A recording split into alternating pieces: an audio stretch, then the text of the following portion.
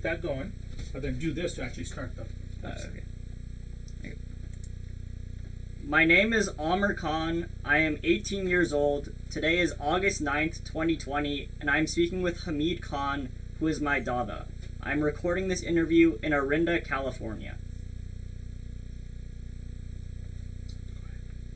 You say your line now, dada. I am Hameed Khan. I'm 85 years old. I am talking to Amir Khan, my grandson. I'm recording this interview from my home, Rancho Palos Verdes, California. Okay, the first question. Where did you grow up, and can you tell me about your childhood? I was born in India. There is a province called Rajasthan. City was called Jaipur, nicknamed Pink City of Asia.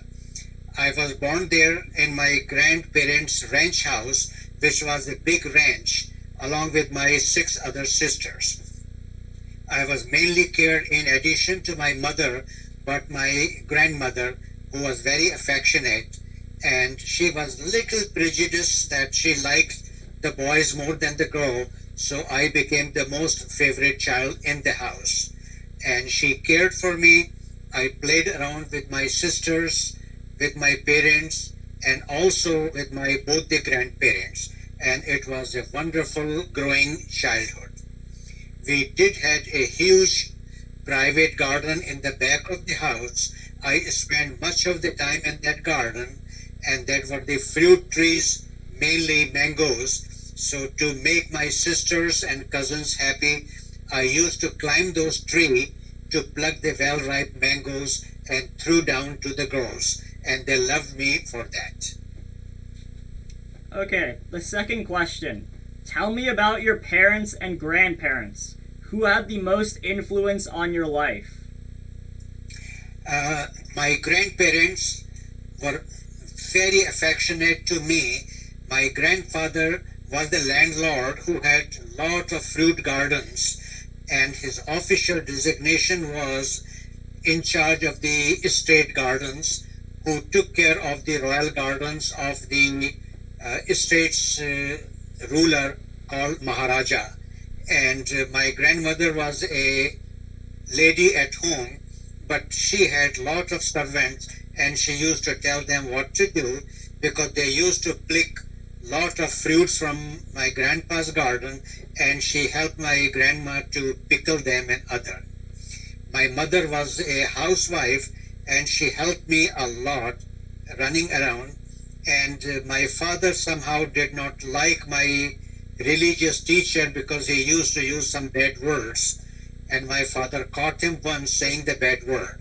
My mother complained to my father, come early from office to talk to that religious teacher, he said bad words. So my father came early, and he complained to the teacher who was sitting there that my wife said that sometimes you use bad word, don't use it. And suddenly he said, which bastard told you that? I never use the bad words. And my father used to keep some money in his coat upper jacket. He filled out a note, give it to him, saying, thank you, sir, we will not need you anymore. My wife will be teaching. And from that point on, my mother was teaching me the Quran and how to read and write Urdu and English. My father, who was the state treasurer at the time, he was a poet and author of many books, but he was also working as a financial advisor for another estate called Manavadar Estate, and he was the personal advisor to His Royal Highness, the ruler of Manavadar, Khan Ghulam Moinuddin Khan.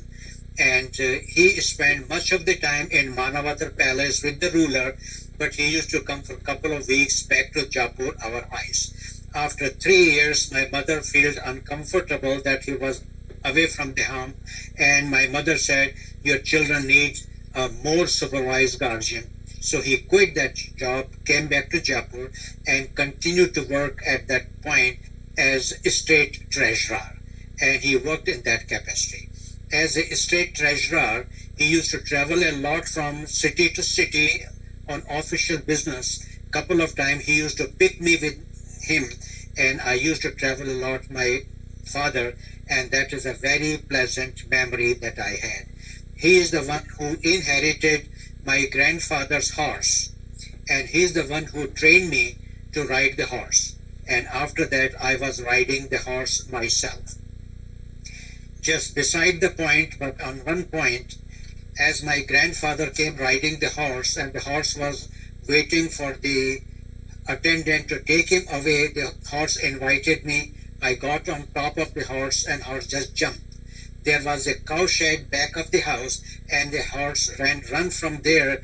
My head hit that cow shed tin thing, and I had a big cut on my head and fell down. Horse was so good, he did not move after I fell down. My grandmother heard that sound of big knock, and she thought the cow is scratching her back on the cow shed.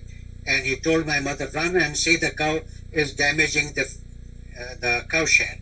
My mother came running, and he found that horse was standing on top of me, not moving it. I was unconscious and bleeding from the head, and I got a big cut with this scar is still there. My mother, who used to read a lot, she read some place that pure silk ashes are the best antiseptic. She was wearing a pure silk nightgown. She immediately ripped that gown, and there was a candle nearby. She put that gown on the fire, make the ash, pack this part of the head with the ashes. In the meantime, my father came, and he took me to the nearby hospital.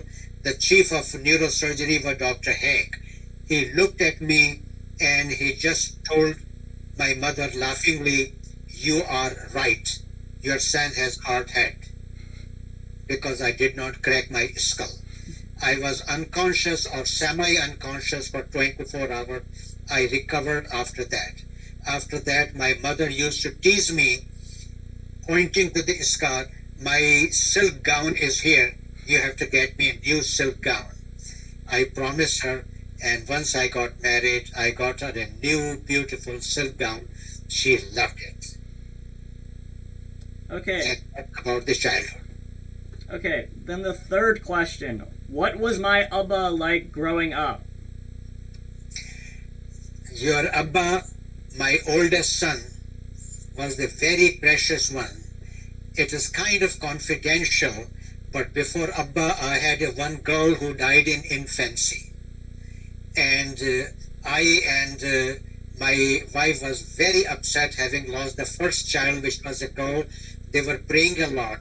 And when my father was born, the whole family was very thrilled, mainly my own father, who was hoping to have a grandson.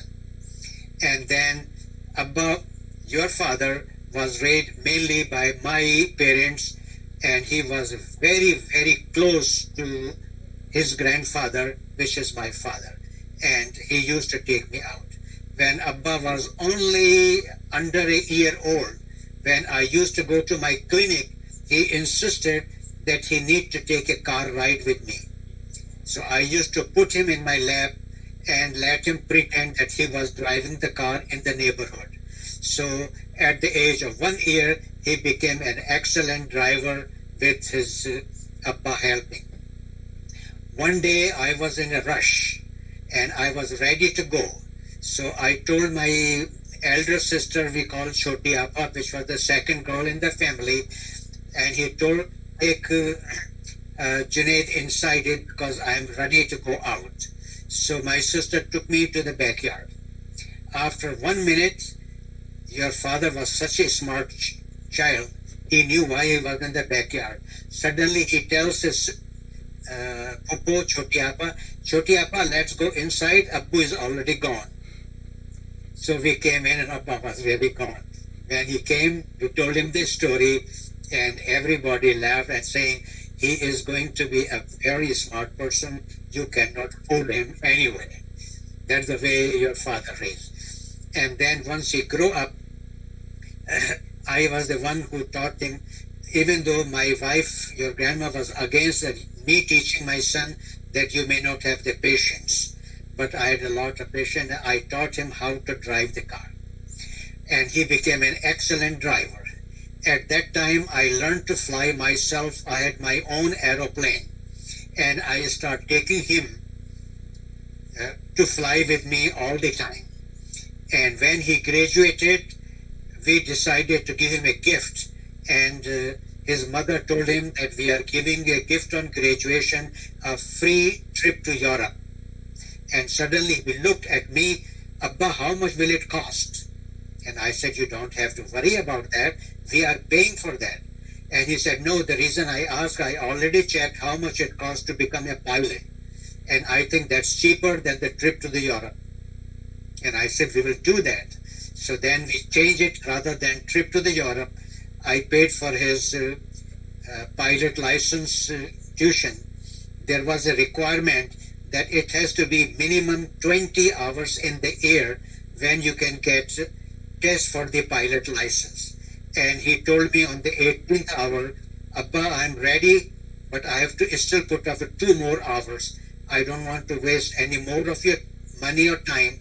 On the 20th hour, I'll take the test. And I said, practice some more. But he didn't. The day he completed the 20th hour, he told the teacher the same day, I'm ready for test. They went for the test. He naturally passed the test with flying cover, and he came home proudly holding the private pilot license in hand. And I and my wife, your grandmother, on the dinner table, he just showed it. Look, Ammi, what I got. And that was the private pilot license. That's the way he grew up. And then he used to fly more than I did. One day he came to my clinic saying that, Abba, my high school friends from New York are visiting. I want to entertain them. I'm taking your aeroplane with me.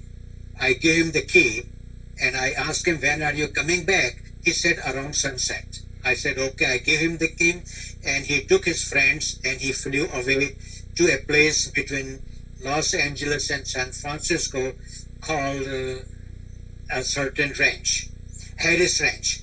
And he went to the Harris Ranch with a lot of time. And then as they were coming back after the dinner, he and his friends got carried up. They want to see how Los Angeles look at night. And they were flying over the Los Angeles area, seeing the light, going over the Disneyland and other. And he did not came back till 9 in the night. I was very nervous. I keep calling the tower. Is my son back yet? And my aeroplane number was 5572. And I said, is 5572 back? And the air control said, it is 5 minutes to 9. He is not here, but we will close in 5 minutes. After that, they are pilot to pilot. And naturally, I was nervous. After 9, I went home, and my wife was ready for dinner, said, let's eat. And I said, I'm not going to eat right now. I'm not hungry. She laughed, and she said, I know you are waiting for your son. Don't wait. He has gone with friends. He will have dinner outside. Let's eat it. I said, no, I'll wait. And then I was so nervous, which I inherited from my own father, nervousness. I hope I don't pass that weakness to my children. Around 9:30, when I was very nervous, I took my car, went to the Torrance Airport. As a aeroplane owner, we were allowed to take the car on the inside of the aeroplane. So I took the car on the inside, close to the runway, and I was making circuits around, waiting for my plane to land. As soon as I saw my plane landing, and from the window I can see my beautiful son's pretty face, I turned around. I thought that he will say, why are you here? So I rushed home and went to the dinner table. Once I got to the dinner table, within few minutes, Junaid came. He's standing there. He told, Abu, I saw you at the airport. What were you doing at the airport? I said, my son, I was waiting for the answer that I asked my father 20 years back. I got the answer today. And then he asked, what was the question? And I said, I used to come from my clinic every day at 8. One day, as I was ready to come, a poor lady came with her 9-year-old daughter with appendix attack. She started crying that there's no way for she to go to the local hospital. And I was sympathetic, and my son was around 1 year old at that time, so I had the fatherly instinct. So I told her, I'll take you to the hospital. So I put That lady, her daughter, took to the hospital, arranged for her appendix surgery. And since all my friends were in the emergency room, they insisted I stay for dinner with them. They asked the Chinese food. And I was sitting there till about 10:30 or 11 in the night. When I came around 11, my father was roaming on the street outside. And the moment he saw my car coming to the garage, he just rushed, got to the bed. I teased him, "Father, I saw you already on the street in the cold night at midnight. What were you doing there?" And he said, "I was waiting for my darling son." I said, "You taught me logic. What was the logic? You could have been nervous lying in the bed. Why were you waiting outside?" And he laughed and said, "Good question. You will get the answer in 20 years. I knew what he meant, that when my son becomes 20, I will be nervous. So I laughingly said, "Father, you trained me to be logical. I will be the logical." And after 20 years, when my son came late flying, there was the logic. I got the answer. Any other questions? Okay, number 4. In what ways are your children's personalities like you and like Dadi? When I graduated from the medical college and I got the first job at the municipal hospital, and I told my father that I got a job already, any advice? He looked straight on my face and said, "I want you to be indispensable at your job." And I think I did it. That was the advice I told Junaid, your father, also, when he asked me any advice, and I said, "Just my father told me to be indispensable in my work. You have to be indispensable." And that's what he became, indispensable in work, and I'm sure he told you the same thing. And he was my main guide. He and my mother, they educated me how to spend the life, how to take care. And when my father was on his deathbed, he called me and he said, "You are my most favorite child, but I'm leaving a big inheritance for you." Then he smiled and he looked at my sisters. "This is the biggest inheritance, my 6 darling girls. They are your responsibility." And I hope I fulfilled that responsibility. Alone I could not have done it, but my wife was the main person who raised these 6 girls and raised it. And then she's the one who raised all my 3 darling children, and I'm so proud of them. They turned out to be an excellent, and now they are returning the favor by training both the boys now. And I hope he does as good a job, hopefully, as I did it. Okay, number 6. Obviously, we are in a pandemic right now. What has been the hardest part for you? The thing I enjoyed the most, in addition to my professional work, was to go out for dinner with my grandsons. And because of that, I couldn't do it. So that's the one thing I'm missing. I'm kind of trapped in the house now for stay at home. But since now they allowed it to go to the clinic with the due precautions, so now I'm still running my clinic from the clinic by Zoom and auto conference with my patients, staying safe in the house. Now they open up, so now I see about 5-10 patients face to face, others on a net meeting. And I think I'm doing a good job. But I am still kind of frustrated. I was a very busy person, staying all day, clinic, hospital, visiting my sisters, and going to my grandsons' houses to spend the good time with them. I am missing that part very much, and I hope I am able to do it. And because of that, I was maintaining your mother's rose bushes. I haven't done it for a couple of years. I feel guilty. Hopefully I'll come there soon and take care of your mom's roses. Till then, I hope she will forgive me. Okay, next question. What is your favorite song, and can you sing us a few lines?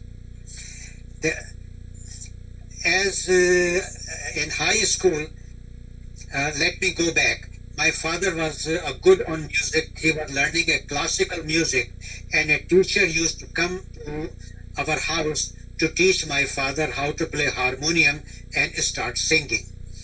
Once in a while, I sneak to his room and start playing on the harmonium, and one day his teacher came early and caught me, and he said, "You want to learn to start music?"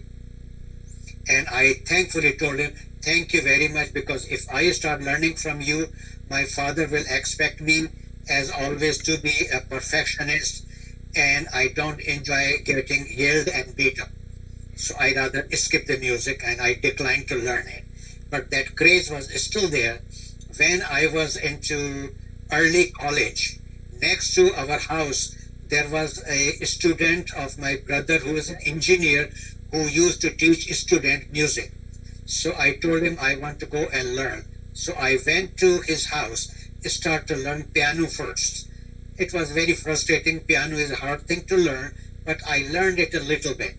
And then about the same time, one of my patients, a famous Indian singer, Ustad Umrao Buntu Khan, he was a very good teacher also. So I hired him, even though he was my patient, I hired him to come to my house and teach my wife how to sing. He was coming regularly to our house to teach your grandma how to play the harmonium and singing. She did not enjoy playing the harmonium, she only enjoyed singing, and she became a very good singer. One day I used to bring the tea for both of them, and suddenly Umrao Khan said, "Dr. Saab, why don't you start practicing yourself also?" And I said, "I don't have the voice." He said, "Try it." Then he first taught me how to play the harmonium and started helping me to play the song. That's when I started learning how to play with my wife. I could never reach to that level as your grandmother was. She was a beautiful singer, but I did a maybe vocal time. About that time when he was teaching, we moved to United States in 1974. But that craze was still there, and my wife kept telling me, since we are settled in Los Angeles, why didn't you start taking lessons here? And then she found a lady music teacher she herself hired to start helping me to music. She used to come to our house, start teaching me and my wife both how to sing. And she helped me to play the harmonium and also to sing, and I learned about 20-30 songs. One of the songs that I liked very much was, I'll repeat just the top two lines, and they said, "मुझे तुम नजर से गिरा तो रहे हो, मुझे तुम कभी भी भुला ना सकोगे, मेरी याद होगी जिधर जाओगे तुम, कभी नगमा बन के आंसू, तड़पता मुझे हर तरफ पाओगे तुम, शमा जो जलाई है मेरी वफा ने, बुझाना भी चाहो बुझा ना सकोगे, मुझे तुम नजर से बुला तो रहे हो, मुझे तुम कभी भी भुला ना सकोगे." And I hope you got the meaning of the song. But basically, I used to sing to my wife, saying that you will never be able to forget, and the love I kindle in your heart, no matter what, you will never be extinguished. And she kept it to her last breath. Okay, the next question. What made you decide to become a doctor? My father was, of course, very, very supportive. And just brief story, I had 4 sisters before me, and my grandfather wanted to have a grandson, and he used to pray a lot. And my sister, which was just above me, her name was Razia. She died as a young girl though. Once she was praying with my grandfather and holding the hand she was praying. And my grandfather said, "Sweetheart, what were you praying?" And she said, "Dada, I want to have a brother." And that was it. And after that, my grandfather decided that all the girls were born in the hospital. He told my mother's gynecologist, who was a Dutch lady running the local hospital, that I am to be born in the ranch home. She said, needs a lot of equipment and a special room. And my grandfather was financially very well up to date with a lot of reserves, gardens, and other. And he designated one room in the ranch. He said this will be the operating room. Buy all the equipment, and I want my grandson to be born in this room. And after my grandson comes, all the donation that he will buy will be donated to the hospital. I was born at home in the ranch home. And just a joke for this point, there was a customer, when a child was born, they used to take a brass plate, hit with a wooden spoon, dong, it means a child is born. But if it was a boy, they used to do it 2 times, dong, dong. And my grandfather was a very, very nervous person like your grandfather. So whenever he was nervous, he used to go to the restroom a lot. And my grandmother laughed. He said, how much urine can you produce within the hour? He said, when I'm nervous, I have to go. Once the poor man had just entered the bathroom, he did not have to tie the string of the pajama, and suddenly he heard 2 dong, dong, dong. And out of the nervousness, he forgot 2 dong is for girl or for the boy. Holding the pajama, he come out and asked my grandmother, he used to call her lucky one. Lucky, what 2 dong means? And my grandmother was in a good mood. He said, it means 1 plus 1. He yelled. He said, tell me what 2 means. And she laughed. Unless you tie the string of the pajama, your grandson will not come to your lap. He got the message. And he rushed, hold me, and I was the most favorite child. And I used to go and walk with him. And then I used to hold his walking cane, walk around the house telling everybody I'm grandpa because I'm walking with a stick. So does that answer the question? No, your question was what decided to make a doctor. And that the gynecologist delivered me, became a very good family friend, and he used to come to the house, and she used to check my mother in our own house. Once in a while, my mother used to have enteritis, which is the stomach gases and pain, and she used to come and check it, and I was standing watching her, checking her. And she laughed and said, what are you looking for? He said, I'm learning how you check my mother, because when she grows up, I will be taking care of her. And she said, you want to become a doctor? I said, sure, I want to become a doctor so I can take care of my parents myself. And my mother laughed and said, I will make sure you become a doctor. And that time I was only about 10, 12 years old. I decided to become a doctor. And once I grew up, from that time I kept the promise, I will become a doctor. And that's when I became the doctor. And I'm lucky, happy, and proud I was able to take care of both my parents as a doctor. So that was the motivation to become the doctor. Okay, and then the next... Once my daughter Gina and your father also on a dinner table asked doctor that, Abu, you have been a doctor many years. You have practiced so long. Now I'm in practice for 60 years, but 20 years back. And he asked, if you have a choice to become, what would you do? And I said, even now, if I have the second time to chance, I will be a doctor because I'm happy and proud of that. And so far, I've been practicing for 60 years now, happily. Okay, then the next question. What can you tell us about migrating from India to Pakistan during partition? That was a very hectic experience because my father, who worked as a state treasurer, secretary of state, director of the communication, so we were very well placed. And my father inherited a lot of fruit gardens from his parents, so we were very well off.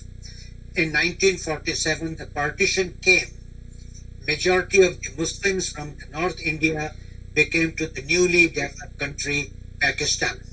But we were in the middle India, and my father decided he has been born and lived over here. He is not going to move out. Many of the friends told, so the majority of the people are the Hindus. They are prejudiced against Muslim. You will be at risk. It's better to sell everything and move to Pakistan. But my father said, no, I will stay here. I have no problem with that prejudice. I have lots and lots of friends in this area. I will stay here. About that time, the Hindu extremists develop one of their own private army, and they were attacking the Muslim neighborhood, killing everyone in those areas. That was a very hectic. And one of my father's good friend and his immediate assistant, I like him, his name was Pitambar Dayal Mathur. We call him P.D. Mathur. One day he came, talked to my father and mother both. Things are becoming hectic. We will lose you, but my suggestion is you should move out to Pakistan. My elder brother, who was an executive engineer in that area, he was given a choice by the government to get a similar job in Pakistan. So my brother decided to get a similar job in Pakistan, and he moved to Pakistan. When the Hindu knew that my older brother has already moved to Pakistan, they had created a new term called intending evacuee. So the government said, because you are an intending evacuee, your son is already in Pakistan, you are going to move and take everything from here. And they started crashing on our properties. They confiscated some of my father's properties. And at one time, Pitambar Dayal came and he said, I have heard the news, Hindus are going to attack your area. It will be the risk to your life. So we will miss you, but we suggest you move. At that time, my father decided to charter an aeroplane to put my mother and all the sisters in that aeroplane and flew us to Karachi, Pakistan. But he alone stayed there because he had his own personal private library. He loved books, so he had collected his own private library of few hundred books in the house. So at that time, my father selected out of that maybe around 100 books that were very precious for him, put in the boxes. Others he donated to the local Jaipur library.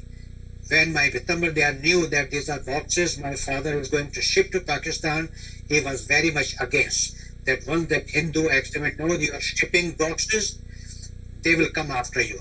So he offered, I will ship all these books under my name to a port city called Bombay. It was very nice of him. So he booked all those boxes of the books from Jaipur to Bombay by railway, and my father flew from Jaipur to Bombay by air alone. Once he was in Bombay, he collected those books and he got on a ship, and by the ship with the book he came to Karachi. That was the only treasure he brought from India to Karachi, Pakistan. I had that library with my father all the time. When I was coming to America, I could not bring those books. They were precious for me. I left with my elder brother. I'm not too happy about that, but my elder brother donated all the books to Karachi library. So I miss those special treasures. And once we came to Karachi, Pakistan, it was hectic. I had done first year of college in Jaipur. When I came to Karachi, my brother helped me to get me in the college, but they did not accept my first year in India. They said that I have to go again from the first year. So I have to repeat the first year again in Karachi. That's why I lost 1 year. I became a medical doctor at the age 22. I could have become at 21 by losing. But then I joined the medical college in Medical College in Karachi, and I graduated from them. And soon after that, because I had good grades like you do, I was quickly accepted into the Karachi Municipal Hospital as a medical officer. I continued to work there for another 12 years. At that time, there was an area which was mainly the immigrant from India called Mahajir. And at that time, President of Pakistan was Mr. Bhutto, want to be in good favor of the Mahajireen. So in our Mahajireen area called Naziabad, he decided to make a hospital there for that area because there were no hospital in that area. And since I was pretty good experience running the clinic, the mayor of the Karachi designated me to be in charge as a project director for a new hospital to be built there. And at that time there was the Indo-Pakistan war, and one of the Karachi pilot called Abbasi Shaheed was killed in the air fight. He was Shaheed martyr. And at that time, the hospital was completed. So the government decided to name that hospital under that Shaheed. And that hospital is still there, called Abbasi Shaheed Memorial Hospital. And when the hospital was completed, it is customary when a new big institution is made, the head of the state come to inaugurate it. So President Bhutto came to that hospital to inaugurate. I was the in charge. I took that President Bhutto to the hospital around that area.